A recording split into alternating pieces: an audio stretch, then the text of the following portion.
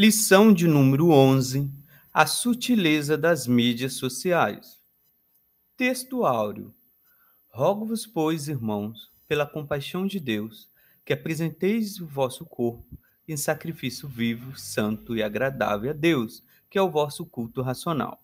Romanos 12:1. Verdade prática: as mídias sociais devem ser usadas como ferramentas na expansão do reino de Deus. Na leitura bíblica em classe, Romanos 12, versículo de 1 a 3 e 16 e 17. Vamos fazer observações de 3 pontos. Versículo 1, no final, vai falar sobre culto racional. O que é culto racional? Culto racional é quando se usa a razão, quando se usa a lógica. Deus recebe o culto lógico, o culto que faz sentido. Quando se oferece um culto irracional, um culto que não faz sentido, Deus não recebe. O segundo versículo fala sobre não vos conformeis com este mundo. Conformar significa tomar forma de algo. De acordo com a figura, nós temos o copo, que representa a forma, e a água, que é o elemento que toma a forma do copo. Se conformar com o mundo, logo, é você aceitar o sistema secular em sua vida. Somos chamados para não tomar a forma do mundo. Somos chamados para transformar pela renovação do entendimento, para que experimentamos qual seja a boa, agradável e perfeita vontade de Deus. O terceiro elemento, ela diz: porque pela graça que é me dada, digo a cada um dentre vós que não saiba mais do que convém saber. Ele nos dá um sentido meio estranho, do tipo: você não precisa conhecer mais do que precisa. Mas não é isso. Olhando outras traduções, vamos ter um entendimento melhor. Na versão Palavra Viva diz: ninguém pense de si mesmo mais do que deve pensar, mas seja honesto ao se avaliar. Nova tradução linguagem de hoje: eu digo a todos vocês que não se achem melhores do que realmente são.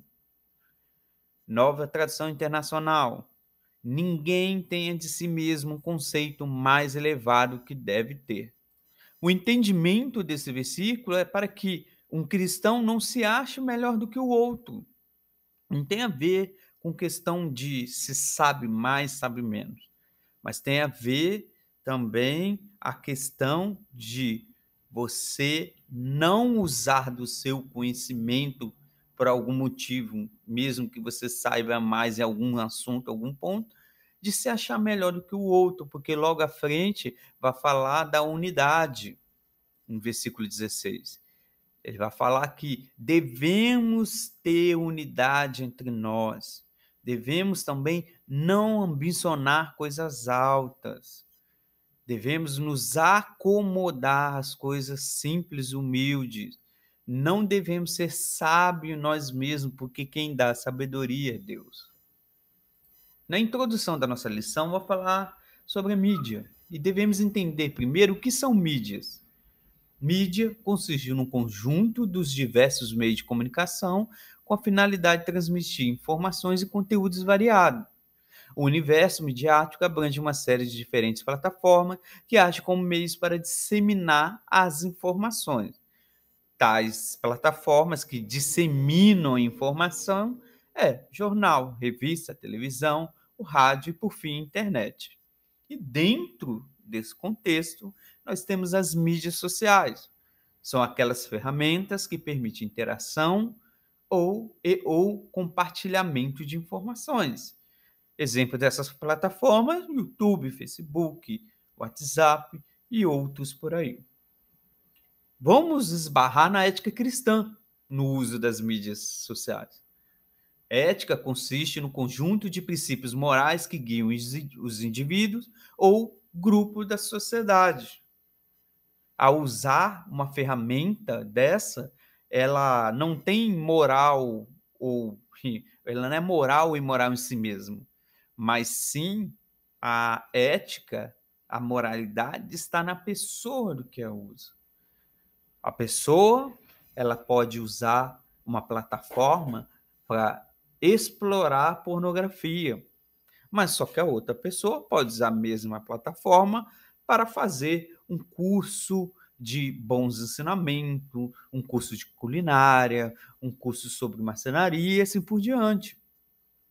Filipenses capítulo 4, versículo 9, fala: firme seus pensamentos naquilo que é verdadeiro, bom e direito. Pense em coisas que sejam puras e agradáveis e detém-se nas coisas boas e belas que há em outras pessoas. Pense em todas as coisas pelas quais vocês possam louvar a Deus e alegrar-se com ela. Todo o nosso pensamento tem que estar voltado para Deus. Primeiro ponto da lição Cristão na Era Digital, vamos partir do seguinte ponto. Cada período na nossa era foi utilizado certas tecnologias. Essas tecnologias, elas evoluíram de acordo com o tempo. Elas começaram a tomar formas e proporções melhores. Nossos pais, nossos avós, tiveram a oportunidade de ver essa evolução. E essa evolução, ele causa um impacto contextual. E hoje em dia, todas essas ferramentas como rádio, TV, e-mail, telefone, está tudo na palma da nossa mão, está tudo num computador com internet. A comunicação no passado era efetiva por meio de cartas, mas hoje, de acordo com a globalização, é possível obter notícias do outro lado do mundo em tempo real. Então, sabemos que essas plataformas, elas conseguem atingir milhares de pessoas com um clique. Devemos ensinar nossos irmãos e irmãs a saber a usar essas plataformas para a obra do reino de Deus. Lição 2 vai falar dos desafios da igreja. E nesse desafio é que as plataformas digitais, apesar de elas terem aproximado as pessoas uma da outra, com a possibilidade de eu aqui no Brasil conversar com alguém que está na França, com alguém que está no Japão, com alguém que está na Alemanha, mas sem o efetivo contato. O excesso dessa plataforma, seja de relacionamento, seja para conversação de aprendizagem, ela desumanizou a pessoa, pois você não tem um contato físico, mas existe o compartilhamento de informações. Guthrie, no seu livro Lendo a Bíblia para a Vida, vai falar sobre isso. Nós, como indivíduos, é que estamos inundados de informações que levam ao excesso de informações e ao excesso de imagens. As pessoas que pastoreamos na igreja estão constantemente imersas em todo tipo de mídia, em todo tipo de ideias, em todo tipo de filosofias da vida e opções de entretenimento. Tudo que atrai sua mente e desejo. Então, esse excesso de informações, o excesso de imagem, o excesso de ideias, o excesso de filosofias, em todos os aspectos, é algo ruim. Por isso que somos chamados para ter o equilíbrio. Gálatas 5:23. Esse excesso, ele satura a mente. Outro ponto que devemos olhar é o narcisismo humano. O amor a si próximo em frente ao palco. Diante de milhares de pessoas, essa pessoa que é narcisista, que tem amor a si mesmo, ela vai procurar arrebanhar o maior número de pessoas, o máximo possível, para que venha adorá-lo. Por isso, devemos dar palco para Jesus e não para o eu. O profeta João, ele declarou: é necessário que Jesus cresça e que eu diminua. Devemos ter cuidado com a idolatria. Estimar um talentoso jogador de futebol, um talentoso pintor, um artista, seja qual seja, não é errado. Você tem uma estima para essa pessoa, você tem um respeito pelo trabalho que ele faz. Mas colocar essa pessoa, adorar em lugar de Cristo, é errado, é idolatria. No ponto 3, eu vou falar da igreja e os pecados virtuais. Quando falamos de pecados, nós temos uns versículos que falam especificamente sobre ele. Os pecados são manifestos, segundo Gálatas 5:19-21. Jesus fala dos pecados que saem do nosso coração, Mateus 15:18-20. Jeremias 17:9 diz: enganoso é o coração mais do que todas as coisas e perverso, quem o conhecerá?